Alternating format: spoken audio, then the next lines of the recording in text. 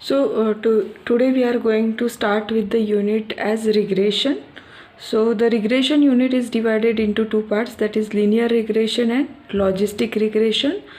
So first of all we'll see the linear regression. Okay, now before saying the linear regression, we will see what is the regression. Okay, now what is regression? So there is one variable called as the dependent variable and one variable which we called it as a independent variable, and we have to establish a model or the expression in between this dependent and independent variable, and that expression we are building here with the help of regression. Okay, now how we can do that? Suppose here we can see this is the xy plane, this is x plane and this is y plane, and this is one line. So we have plotted the data sets point into this area x and y plane. ठीक है, तो जितने भी data site के elements है, data set के elements है that we have, और we can say data set में जितने भी एंट्रीज है that we have plotted in this X Y plane. ठीक है, और उसके बीच में एक लाइन हमने ड्रॉ की है, उसे हम लोग बोलते हैं data points in linear data sets. ठीक है, so we know that dependent variable, it should be in continuous in nature. So now if we see now in अभी हम लोग क्या देखते हैं, लीनियर रिग्रेशन देखते हैं. What is regression? So we have to establish the expression between the dependent variable and independent variable. That expression is nothing but the regression. ठीक है, नाउ अगर हम लोगों ने डेटा सेट के पॉइंट्स इन द प्लेन हमने display किए हैं, ड्रॉ किए हैं, एंड उसके बीच में अगर लाइन हम लोग ड्रॉ कर सकते हैं, दैट इज़ व्हाट, लीनियर, और that's why we called it as a linear regression. Okay, linear in nature. जो भी लाइन यहाँ पे प्लॉट हुई है that is linear in nature. So X direction में हम लोगों ने इंडिपेंडेंट वेरिएबल कंसिडर किए एंड वाई डायरेक्शन में हमने डिपेंडेंट वेरिएबल कंसिडर किए. Right, so the relation between dependent and independent variable in case of linear regression are linear in nature. ठीक है, तो इसके लिए हम लोग एक एग्जांपल देखते हैं. What is the dependent variable and what is the independent variable. अगर हम लोग कंपनी कंसीडर करते हैं, कोई भी कंपनी, ठीक है, तो कंपनी का टर्नओवर होता है, राइट, एनुअल बजट जिसे हम लोग बोलते हैं. तो वो बजट होगा कोई, right, annual sale. So annual sale अगर हम लोगों को निकालना है तो उसके लिए पीछे बहुत सारे फैक्टर्स अफेक्ट करेंगे एनुअल सेल के लिए. जैसे मैंने परचेस कितने किए, मैंने सेल कितने किए, उसके बाद टैक्स कितने लगे उसके ऊपर मैंने मार्जिन कितना लिया. Right, so these are what, independent variable. ठीक है, और एनुअल सेल ये क्या हो गया, डिपेंडेंट वेरिएबल हो गया. Clear. So annual sale find out करने के लिए there are various factors which affect this annual sale. ठीक है, सो वो जो फैक्टर्स है which affects this annual sale, that factors we called it as a independent variable and annual sale we called it as a dependent variable. Clear. So in between this we have to form one expression.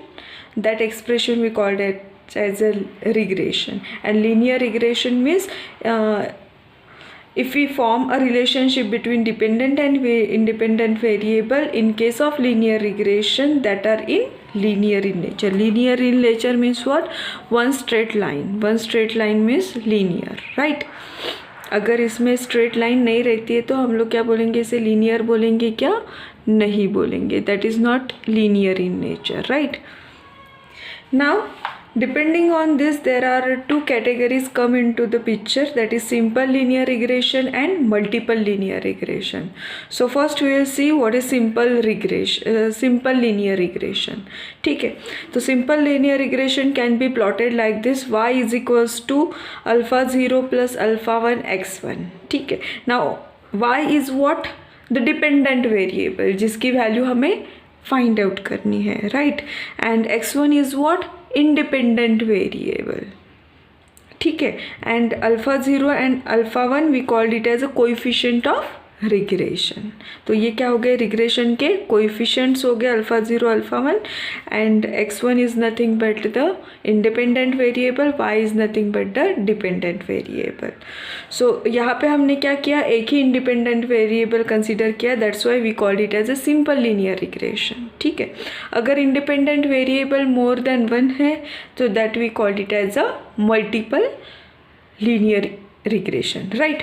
Now इसे हम लोग simple form में भी plot कर सकते हैं, like y is equals to mx plus c और c plus mx. c is what, intersect we can say, right. m is what, so slope of the line we can consider, and x is what, the independent variable. Clear?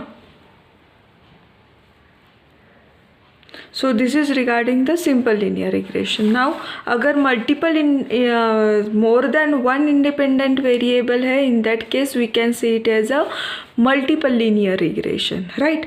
So multiple linear regression कैसे define होगा अभी, y is equals to alpha 0 plus alpha 1 x1 plus alpha 2 x2 up to alpha m xm. So x1 x2 x3 these are the various independent variables, and alpha 0 alpha 1 alpha 2 alpha m these are the regression coefficients, right. And y is the dependent variable, ठीक है। Now अगर हम लोग यहाँ पे values रखते हैं alpha की, ठीक है। सो अगर हम लोग इस इक्वेशन में अल्फ़ा की वैल्यूज़ रखते हैं तो क्या होगा, सपोज़ मैंने ये वैल्यूज़ रखी है 0.9 plus 1.2 plus 2x2 plus 4x3 plus 1x4, ठीक है।